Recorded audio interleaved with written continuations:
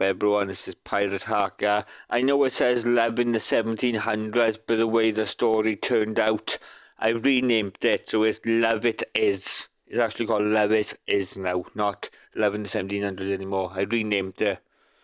Just I got to contact the company to change the artwork in this one to give that one. But anyway, have a listen.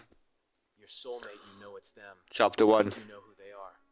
But then you meet them, you realize they're not just a person, but a whole person. They are so incredibly different from everyone else, from yourself, and yet somehow they feel like home. It's hard to explain the way you feel when your heart beats faster at the sight of them, or the way you can suddenly hear their voice in your head. It's overwhelming, and all you can do is stare and wonder what they look like. When you're younger, you thought that love meant falling in love with someone. Then you met them, and everything changed. You found out about the mark on your chest, something that could only be seen by the chosen one. You didn't find out until later how lucky you were to have found them. That was 3 years ago. It had taken every ounce of strength you had to stop yourself from staring too long at their profile while they were walking into class. The fact that they were still in high school, that they couldn't possibly be your soulmate, made things even more awkward. They were so much older than you, and yet they always seemed to know exactly when to turn around and look right back at you, as if there wasn't anyone else around. "I'm not sure I understand, though," you said awkwardly. "What?" your roommate asked, turning away from his laptop screen to give you his full attention. "Why did you decide to come here? It's not like we're close enough to see each other often." "My parents are sending me here for college," he explained. "We both got accepted to college." "Oh, right. That makes sense." His parents would want him to go far away from home, where they wouldn't be able to keep an eye on him. You were happy for him, of course. He deserved the best. But still, he must have been lonely, going somewhere that he knew he'd never fit in, knowing that no one would really notice his presence unless he chose to make himself known. That wasn't fair to the people he cared about. And suddenly, you realized you felt jealous. Of your own brother. Of course you wanted him to be happy.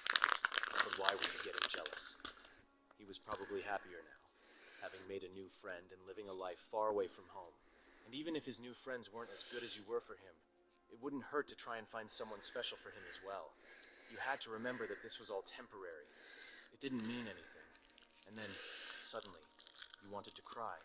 Because if he loved his new friends, who did you have left? There was a reason you hadn't been allowed to visit during summer break. You didn't belong anywhere near the school, didn't belong anywhere near family, so there was no use trying to hide away, but you couldn't help feeling sad about it all the same.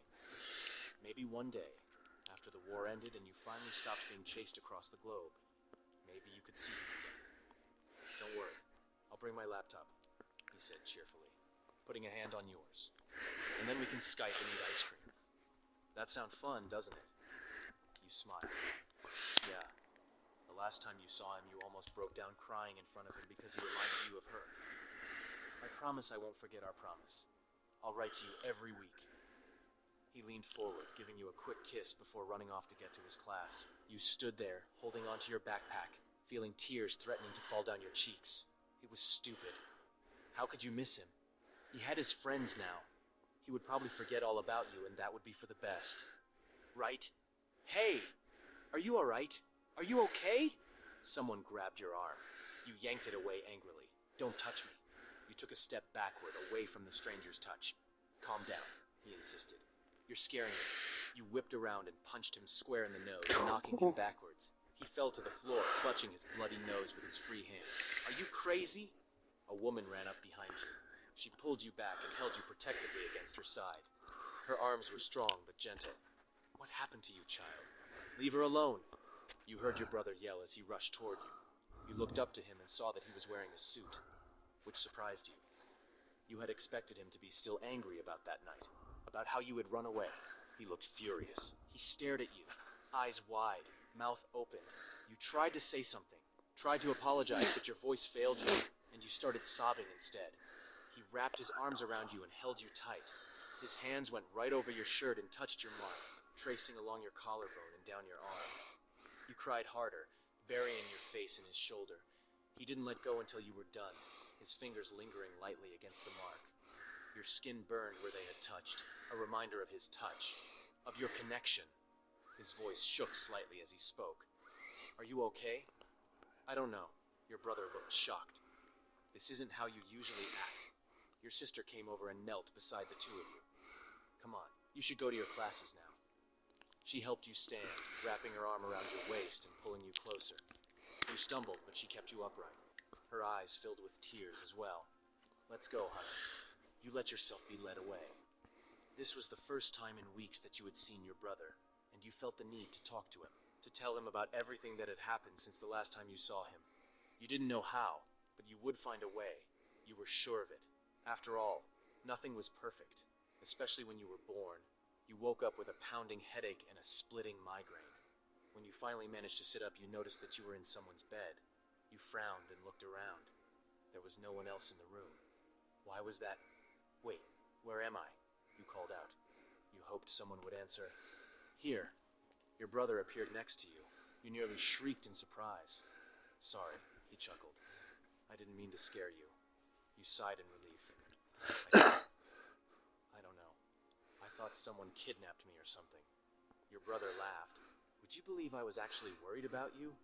You've been asleep ever since you got here. What? How long has it been? About 4 hours. He shrugged. Not bad. You were exhausted, so I let you rest. You nodded slowly. Thank you. You lay down and closed your eyes. Where am I? What happened?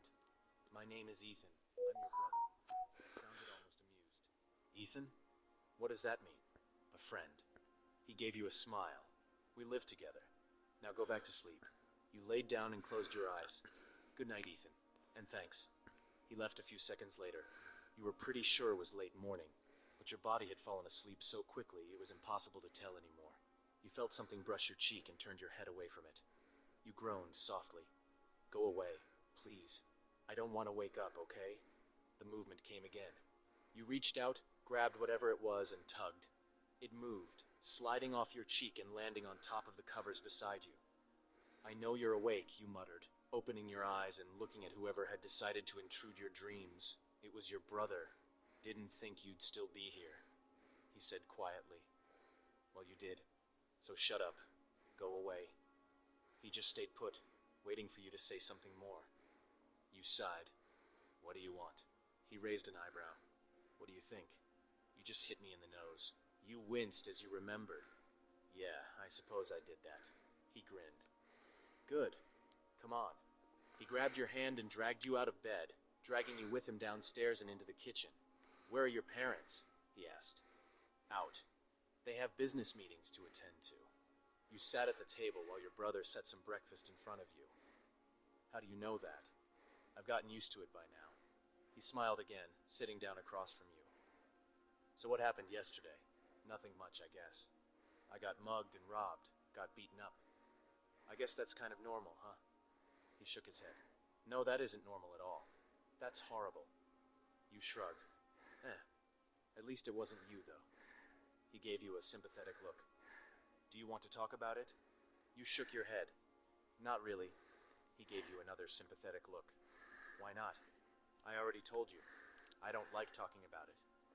Then how about I tell you about my day? You smiled, thinking that would cheer you up. But you had forgotten something. Your boyfriend's birthday is coming up soon, so I'm making the most of it. We went to Hope you Chapel guys too. will. Ethan was standing at the doorway, watching you as you walked back and forth across the room. Stop pacing, he called out to you, annoyed. You ignored him and continued walking. Right, that's it for the little demo. I will put the links in the description where you can come to this site to have a listen to yourself, or you can buy it off PayHip.